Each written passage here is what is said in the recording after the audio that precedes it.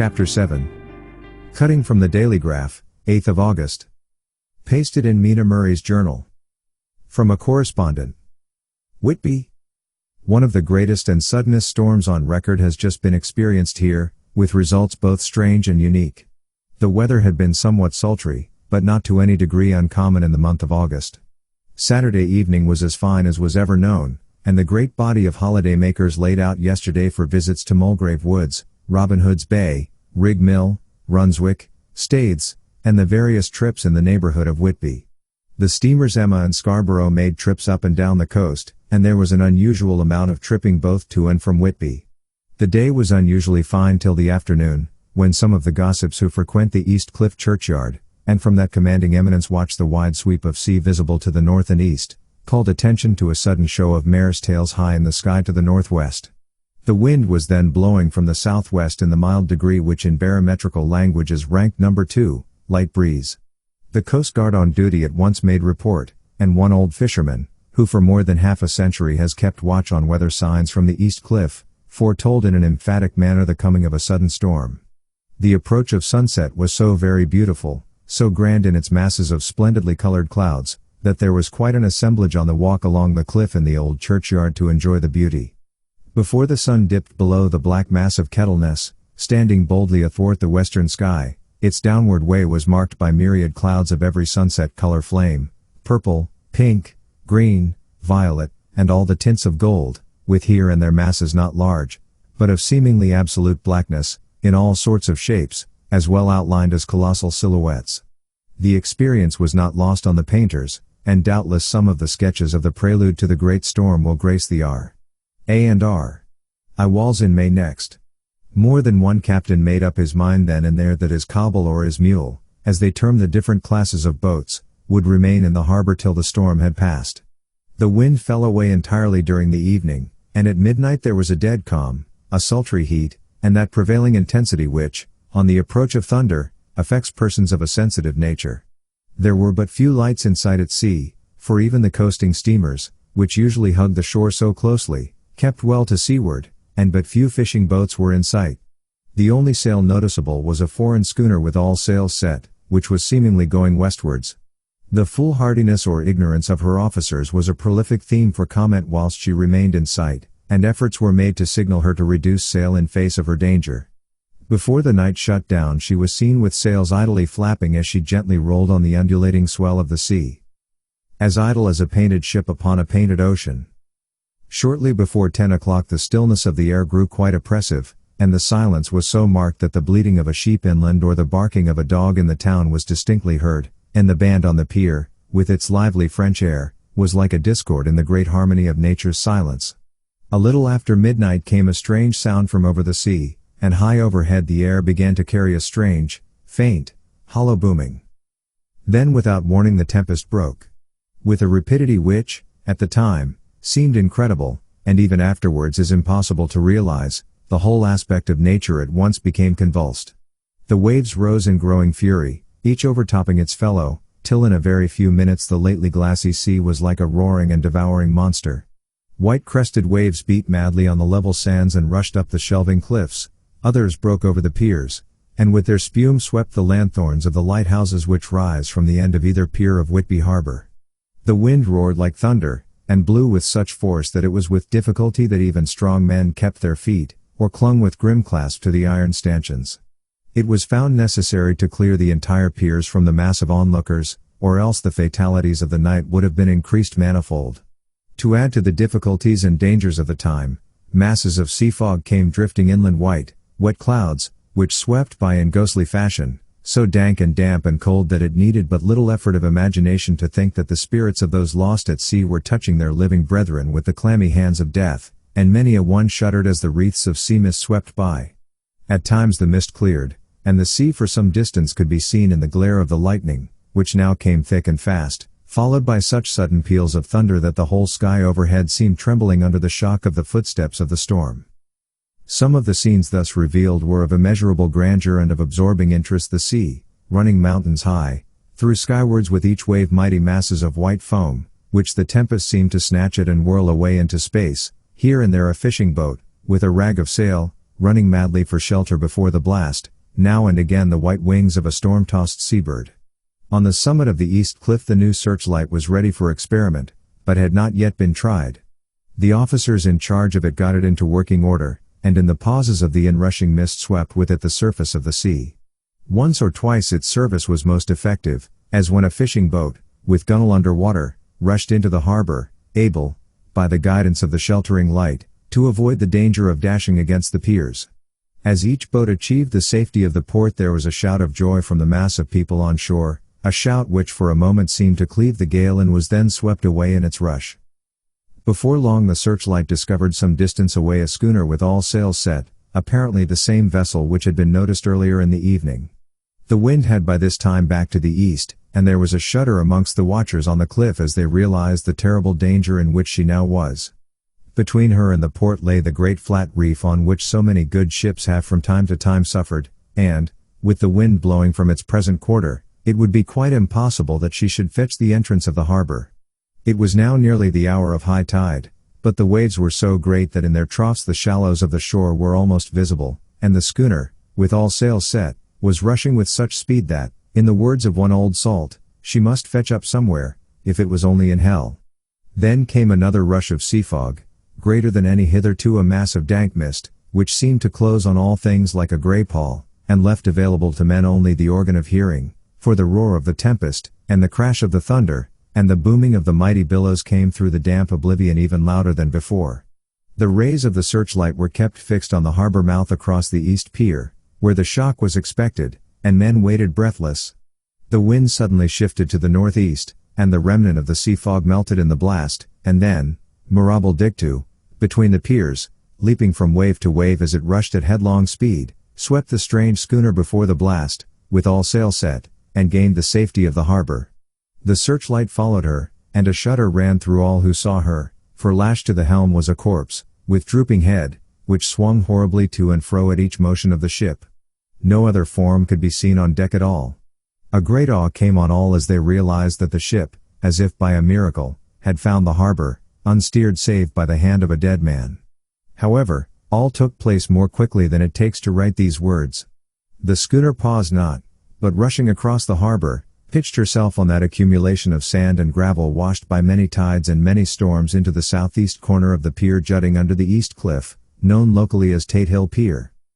There was of course a considerable concussion as the vessel drove up on the sand heap. Every spar, rope, and stay was strained, and some of the top hammer came crashing down.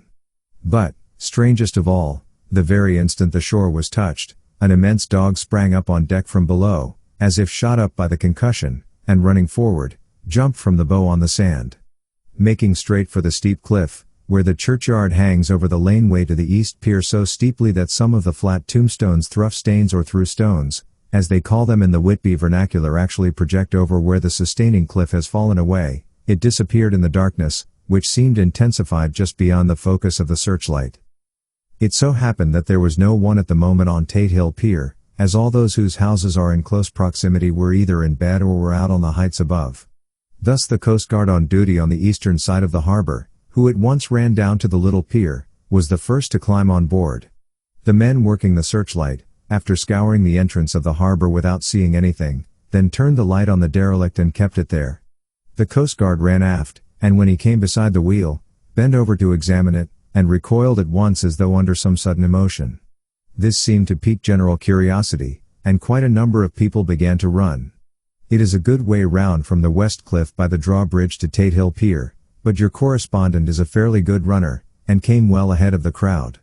When I arrived, however, I found already assembled on the pier a crowd, whom the Coast Guard and police refused to allow to come on board.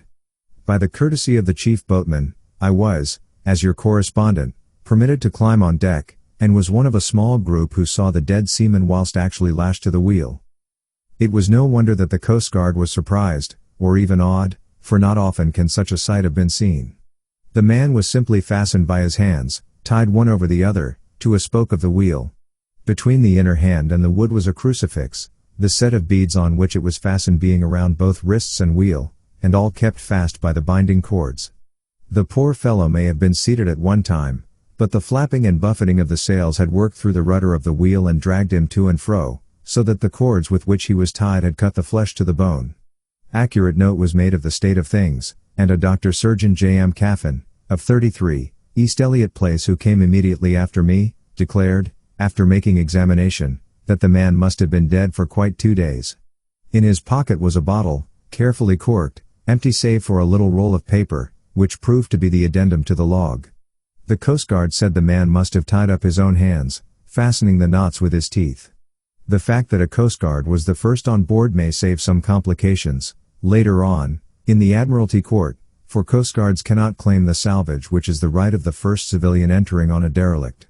Already, however, the legal tongues are wagging, and one young law student is loudly asserting that the rights of the owner are already completely sacrificed, his property being held in contravention of the statutes of mortmain, since the tiller, as emblemship, if not proof, of delegated possession, is held in a dead hand. It is needless to say that the dead steersman has been reverently removed from the place where he held his honorable watch and ward till death a steadfastness as noble as that of the young Casabianca, and placed in the mortuary to await inquest. Already the sudden storm is passing, and its fierceness is abating, crowds are scattering homeward, and the sky is beginning to redden over the Yorkshire wolds. I shall send, in time for your next issue, further details of the derelict ship which found her way so miraculously into harbor in the storm. Whitby, 9th of August. The sequel to the strange arrival of the derelict in the storm last night is almost more startling than the thing itself. It turns out that the schooner is a Russian from Varna, and is called the Demeter. She is almost entirely in ballast of silver sand, with only a small amount of cargo, a number of great wooden boxes filled with mold. This cargo was consigned to a Whitby solicitor, Mr. S. F. Billington, of 7, the Crescent, who this morning went aboard and formally took possession of the goods consigned to him. The Russian consul, too, acting for the charter party, took formal possession of the ship, and paid all harbor dues, etc. Nothing is talked about here today except the strange coincidence. The officials of the Board of Trade have been most exacting in seeing that every compliance has been made with existing regulations. As the matter is to be a 9 days' wonder, they are evidently determined that there shall be no cause of after complaint. A good deal of interest was abroad concerning the dog which landed when the ship struck, and more than a few of the members of the S.P.C.A., which is very strong in Whitby, have tried to befriend the animal. To the general disappointment, however, it was not to be found. It seems to have disappeared entirely from the town. It may be that it was frightened and made its way onto the moors, where it is still hiding in terror. There are some who look with dread on such a possibility, lest later on it should in itself become a danger, for it is evidently a fierce brute. Early this morning a large dog, a half-bred mastiff belonging to a coal merchant close to Tate Hill Pier, was found dead in the roadway opposite to its master's yard. It had been fighting, and manifestly had had a savage opponent, for its throat was torn away, and its belly was slit open as if with a savage claw. Later, by the kindness of the Board of Trade Inspector, I have been permitted to look over the log book of the Demeter, which was in order up to within 3 days, but contained nothing of special interest except as to facts of missing men. The greatest interest, however, is with regard to the paper found in the bottle, which was today produced at the inquest, and a more strange narrative than the two between them unfolded has not been my lot to come across. As there is no motive for concealment, I am permitted to use them, and accordingly send you a rescript, simply omitting technical details of seamanship and supercargo. It almost seems as though the captain had been seized with some kind of mania before he had got well into blue water, and that this had developed persistently throughout the voyage. Of course my statement must be taken cum grano, since I am writing from the dictation of a clerk of the Russian consul, who kindly translated for me, time being short. Log of the Demeter. Varna to Whitby. Written 18th of July, things so strange happening, that I shall keep accurate note henceforth till we land. On 6th of July we finished taking in cargo, silver sand and boxes of earth. At noon set sail. East wind, fresh. Crew, 5 hands, 2 mates, cook, and myself captain.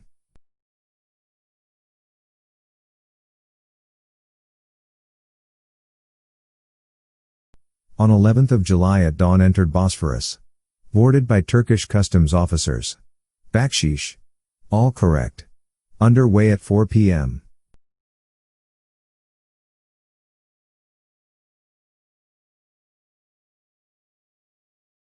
On 12th of July through Dardanelles. More customs officers and flag boat of guarding squadron. Backsheesh again. Work of officers thorough, but quick. Want us off soon. At dark passed into archipelago.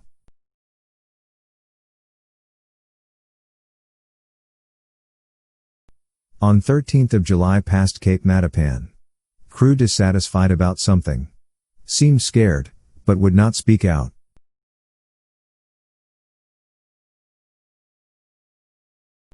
On 14th of July was somewhat anxious about crew.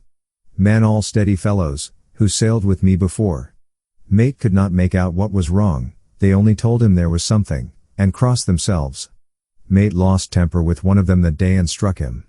Expected fierce quarrel, but all was quiet.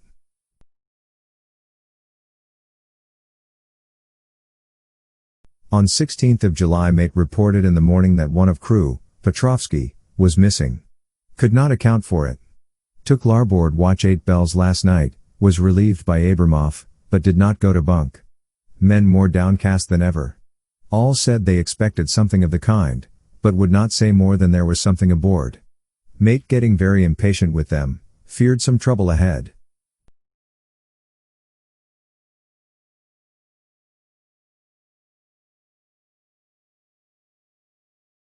On 17th of July, yesterday, one of the men, Olgarin, came to my cabin, and in an awestruck way confided to me that he thought there was a strange man aboard the ship.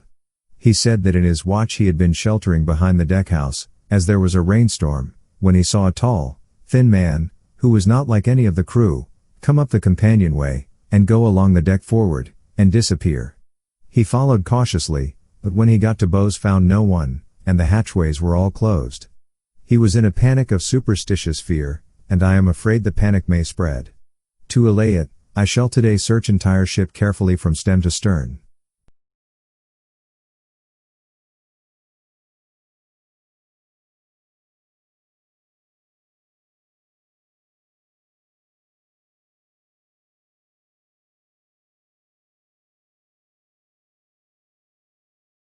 Later in the day I got together the whole crew, and told them, as they evidently thought there was someone in the ship, we would search from stem to stern. First mate angry, said it was folly, and to yield to such foolish ideas would demoralize the men, said he would engage to keep them out of trouble with a handspike. I let him take the helm, while the rest began thorough search, all keeping abreast, with lanterns, we left no corner unsearched. As there were only the big wooden boxes, there were no odd corners where a man could hide. Men much relieved when search over, and went back to work cheerfully.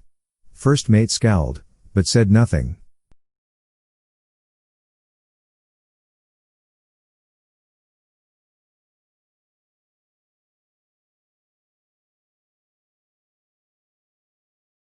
(22nd of July). Rough weather last 3 days, and all hands busy with sails, no time to be frightened. Men seem to have forgotten their dread. Mate cheerful again, and all on good terms. Praised men for work in bad weather. Past Gibraltar and out through straits. All well.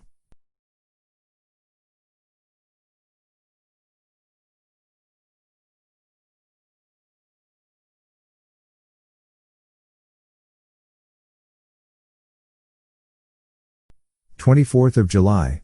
There seems some doom over this ship. Already a hand short, and entering on the Bay of Biscay with wild weather ahead, and yet last night another man lost disappeared. Like the first, he came off his watch and was not seen again. Men all in a panic of fear, sent a round robin, asking to have double watch, as they fear to be alone. Mate angry? Fear there will be some trouble, as either he or the men will do some violence.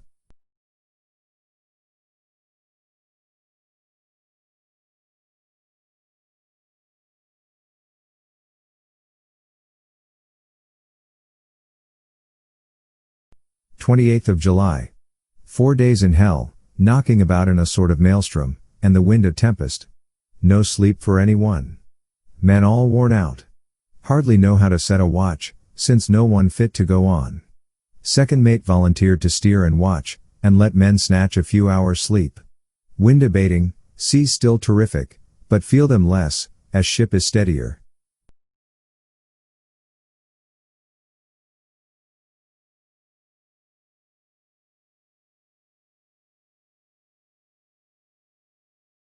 29th of July. Another tragedy. Had single watch tonight, as crew too tired to double. When morning watch came on deck could find no one except steersman. Raised outcry, and all came on deck. Thorough search, but no one found. Are now without second mate, and crew in a panic. Mate and I agreed to go armed henceforth and wait for any sign of cause. 30th of July. Last night. Rejoiced we are nearing England. Weather fine, all sails set. Retired worn out, slept soundly, awaked by mate telling me that both man of watch and steersman missing. Only self and mate and 2 hands left to work ship. 1st of August. 2 days of fog, and not a sail sighted. Had hoped when in the English Channel to be able to signal for help or get in somewhere. Not having power to work sails, have to run before wind. Dare not lower, as could not raise them again. We seem to be drifting to some terrible doom. Mate now more demoralized than either of men. His stronger nature seems to have worked inwardly against himself. Men are beyond fear, working stolidly and patiently, with minds made up to worst. They are Russian, he Romanian. 2nd of August, midnight. Woke up from few minutes sleep by hearing a cry, seemingly outside my port. Could see nothing in fog. Rushed on deck, and ran against mate. Tells me heard cry and ran, but no sign of man on watch. One more gone. Lord, help us. Mate says we must be past Straits of Dover, as in a moment of fog lifting he saw North Foreland, just as he heard the man cry out. If so we are now off in the North Sea, and only God can guide us in the fog, which seems to move with us, and God seems to have deserted us. 3rd of August. At midnight I went to relieve the man at the wheel, and when I got to it found no one there. The wind was steady, and as we ran before it there was no yawing. I dared not leave it, so shouted for the mate. After a few seconds he rushed up on deck in his flannels. He looked wild-eyed and haggard, and I greatly fear his reason has given way. He came close to me and whispered hoarsely, with his mouth to my ear, as though fearing the very air might hear, "It is here, I know it, now. On the watch last night I saw it, like a man, tall and thin, and ghastly pale. It was in the bows, and looking out. I crept behind it, and gave it my knife, but the knife went through it, empty as the air." And as he spoke he took his knife and drove it savagely into space. Then he went on, "But it is here, and I'll find it. It is in the hold, perhaps in one of those boxes. I'll unscrew them one by one and see. You work the helm." And, with a warning look and his finger on his lip, he went below. There was springing up a choppy wind, and I could not leave the helm. I saw him come out on deck again with a tool chest and a lantern, and go down the forward hatchway. He is mad, stark, raving mad, and it's no use my trying to stop him. He can't hurt those big boxes, they are invoiced as clay, and to pull them about is as harmless a thing as he can do. So here I stay, and mind the helm, and write these notes. I can only trust in God and wait till the fog clears. Then, if I can't steer to any harbor with the wind that is, I shall cut down sails and lie by, and signal for help. It is nearly all over now. Just as I was beginning to hope that the mate would come out calmer, for I heard him knocking away at something in the hold, and work is good for him, there came up the hatchway a sudden, startled scream, which made my blood run cold, and up on the deck he came as if shot from a gun, a raging madman, with his eyes rolling and his face convulsed with fear. "Save me! Save me!" he cried, and then looked round on the blanket of fog. His horror turned to despair, and in a steady voice he said, "You had better come too, Captain, before it is too late. He is there. I know the secret now. The sea will save me from him, and it is all that is left." Before I could say a word, or move forward to seize him, he sprang on the bulwark and deliberately threw himself into the sea. I suppose I know the secret too, now. It was this madman who had got rid of the men one by one, and now he has followed them himself. God help me! How am I to account for all these horrors when I get to port? When I get to port? Will that ever be? 4th of August. Still fog, which the sunrise cannot pierce. I know there is sunrise because I am a sailor, why else I know not. I dared not go below, I dared not leave the helm, so here all night I stayed, and in the dimness of the night I saw at him. God forgive me, but the mate was right to jump overboard. It was better to die like a man, to die like a sailor in blue water, no man can object. But I am captain, and I must not leave my ship.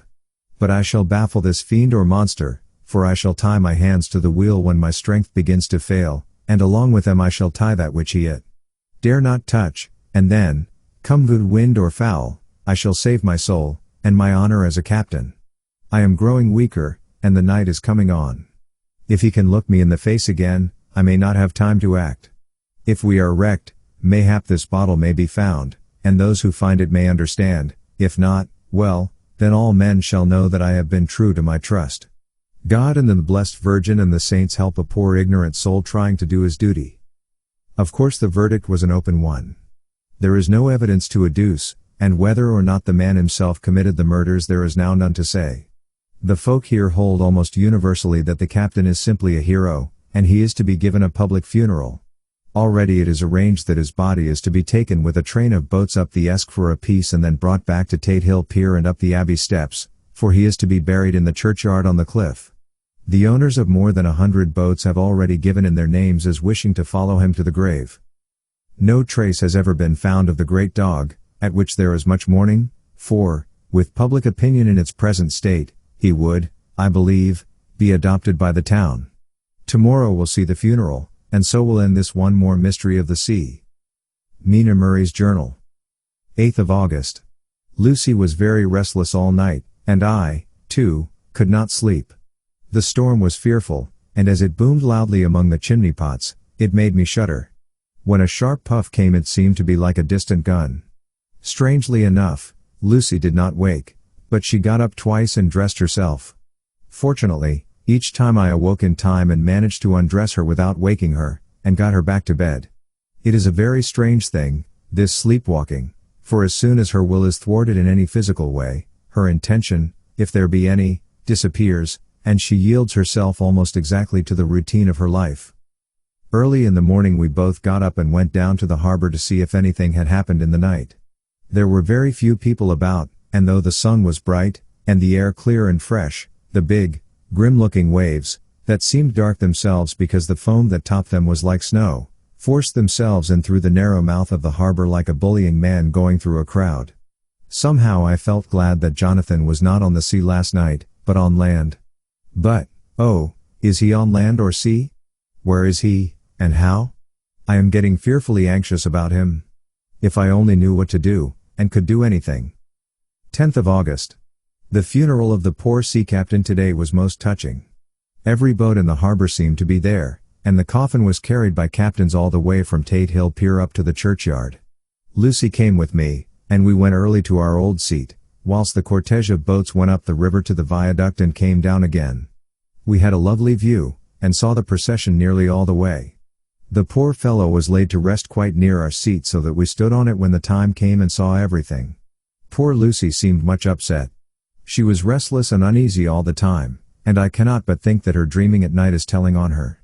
She is quite out in one thing, she will not admit to me that there is any cause for restlessness, or if there be, she does not understand it herself. There is an additional cause in that poor old Mr. Swales was found dead this morning on our seat, his neck being broken. He had evidently, as the doctor said, fallen back in the seat in some sort of fright, for there was a look of fear and horror on his face that the men said made them shudder. Poor dear old man. Perhaps he had seen death with his dying eyes. Lucy is so sweet and sensitive that she feels influences more acutely than other people do. Just now she was quite upset by a little thing which I did not much heed, though I am myself very fond of animals. One of the men who came up here often to look for the boats was followed by his dog.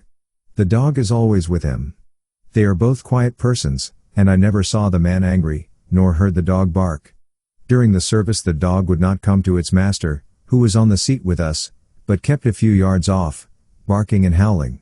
Its master spoke to it gently, and then harshly, and then angrily, but it would neither come nor cease to make a noise.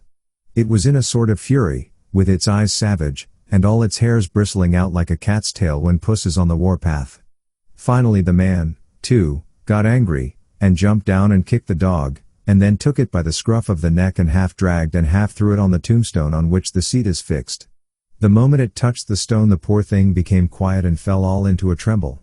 It did not try to get away, but crouched down, quivering and cowering, and was in such a pitiable state of terror that I tried, though without effect, to comfort it.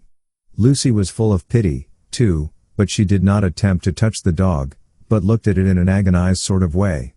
I greatly fear that she is of too supersensitive a nature to go through the world without trouble. She will be dreaming of this tonight, I am sure. The whole agglomeration of things, the ship steered into port by a dead man, his attitude, tied to the wheel with a crucifix and beads, the touching funeral, the dog, now furious and now in terror, will all afford material for her dreams. I think it will be best for her to go to bed tired out physically, so I shall take her for a long walk by the cliffs to Robin Hood's Bay and back. She ought not to have much inclination for sleepwalking then.